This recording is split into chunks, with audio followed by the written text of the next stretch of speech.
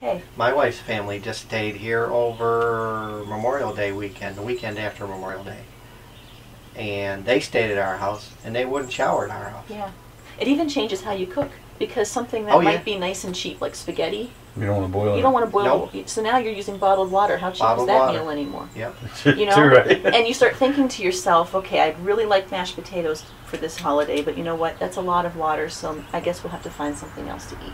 That's ridiculous. Because you get sick of lugging that water. You know, I have a whole corner in my kitchen. It's just bottles of water. And I can understand having those concerns over water usage if you lived outside of Phoenix. Or if you knew it when you bought the house. I mean, there are areas around here that you know when you buy your house that water is bad. And that's part of the price. And that's part of what you're expecting. But when you buy a place that is perfect water, and now this happened, that's just wrong. And for a long time, Shriner was giving all of us bottled water. Even me, even though DEP said there was nothing wrong, he was giving us bottled water. Enough? Yes, as much as we wanted. Yeah. I mean, he had a local company here, and they called me basically and said, how many big, whatever those big jugs are, how many do you want? Oh, it wasn't even in little bottles? No, it was a big cooler thing, and I said, I don't know, how about 4 or 5 a month? And they did. They'd bring them here, they take, you know. Well, then we had a meeting. That was that first time that we took him to court with the township, isn't it? Over zoning. I think it was that very first township thing we had. Yes. And they had just that next day, they pulled all of our water. Yep. Took it all back. You came and got it? Yeah. Like the stuff that was already at your house? Took it. Took it. All of it. And never, yeah, you're done. Cut off. Because you're fighting us. Because and you're not doing what... And basically, because you're not doing what we want you to do. That's right. And the one neighbor, he even told him. You're not laying down, so... Remember the neighbor up the street, he even told him, you know, we'll help you, but if you go to the media, we will do everything possible to make your life miserable. We're not going to help you at all. We're going to drag our feet. And at first, the guy was like, "Oh, okay, you know, because you want help. You have children. You, that's I mean, part of you want help." What you were talking about earlier, the intimidation. Thank you. Yeah, you know, and a lot of times it works because somebody believes that maybe you really will help them, and they're desperate.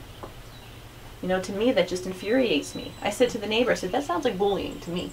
You should have told that guy to kiss off." You know, but what's he going to do? I mean, I think I would feel differently if I had children.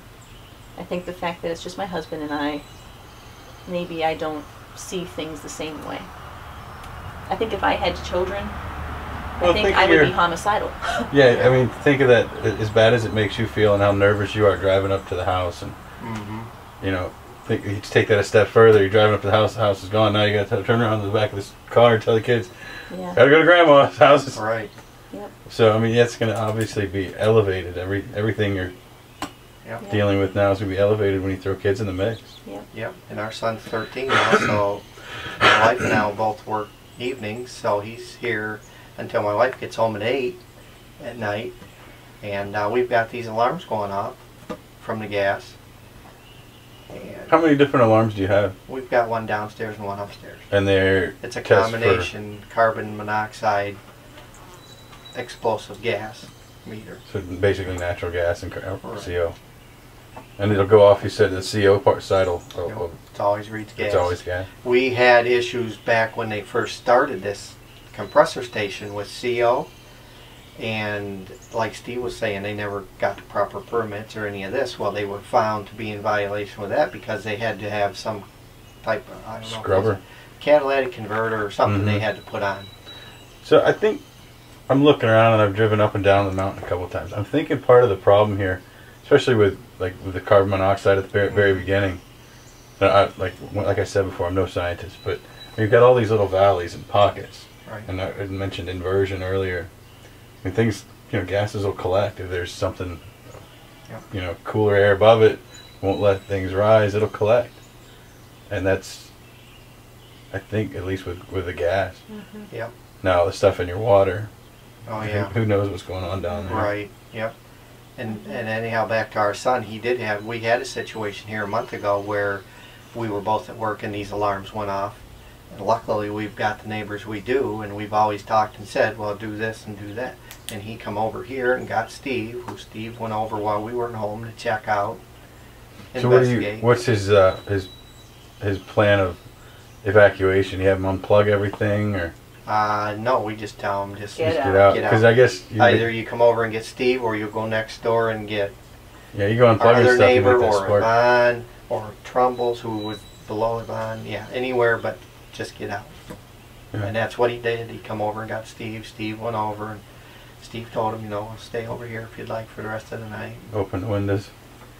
But Well, and- so here Dave has this going on, and DEP actually says when your alarms go off now, don't call us anymore. right. What? They've actually never come. They've actually never even investigated. Yeah. The don't only call thing us they've anymore. done as far as investigation on the air quality issue is to come up and look at stuff. That's it. Any other type of metering or any kind of They're not investigation? Testing any creek water at all, are they? Mhm. No. And they were supposed to bring an air quality meter. Yes, they told us we way had a back. meeting with actually the regional director, I think is his I name, think it was. Kelly Birch from out of Erie, with the DP. And he said, there are these monitoring devices, we can put them along their perimeter. Great, thank you, because that will give some validity to everything we're telling you. Yep. And it never happened. And then Never all of a done. sudden, there's no such thing. Well, of course there's such a thing. I'm not an idiot. I used to work in a forensics lab. Of course there's such a thing. Nope, no such thing. Can't do it. Okay. And we actually had, as far as in our house, these alarms could have been set off by the vapors or VOCs coming out of the water, and the combination of this plant running, which we actually had the DEP come in before, and we had a lot of alarms in our laundry area when my wife would run the washing machine. Really? Every time she'd run the washing machine, it would. Hello. Can you imagine that? Yeah.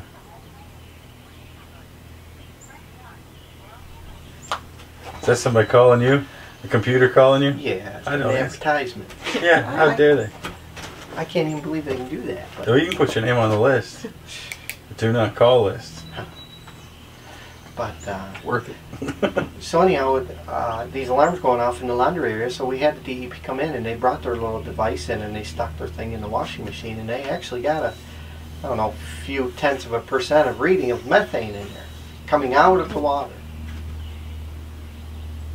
While it was full of water, they put it. Well, it was filling up. Yeah. Well, it's filling up. So And then you- and it only figure gets it's Put a worse. lid It on. only gets worse Right. as it agitates. Exactly. And you put a lid on it, and then your laundry room's not the biggest room in the house. Right. Right. That's good. But it does go, it'll come through the home. Yep. And I've done my own little test where I'll take this alarm and I put it in the bathroom on the opposite side of the shower and turn the shower on and get the alarm to go off. But lots of issues that they've never explained. Or they explain, like, what about the whole 219? Remember that story? Oh yeah, these alarms are combinations. So when it does alarm, it'll flash whether it's reading gas or whether it's CO. And most of the time now it's gas. And then it a lot of times will flash just a number afterwards, which a lot of the times isn't referring to any reading it's getting. But so one time my wife told him what the number was, the DEP, and it was 219 or 217, I don't exactly remember. But so they took this and they've got the pamphlet on these detectors themselves. They actually, they supposedly called the manufacturer, got all kinds of information and whatever not, and their explanation to that certain alarm at that time was a low battery in the detector. A low battery. These detectors plug into your outlet. They've got a battery backup. Mm-hmm.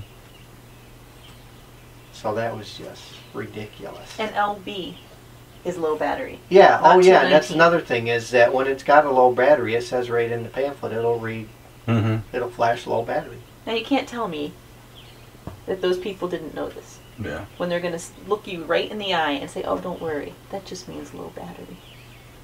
But It's criminal. another kick that we've got is we've complained so much about these air quality alarms and all this going off, and the when this all started, the drilling companies actually the one that bought these detectors because we complained about it so much.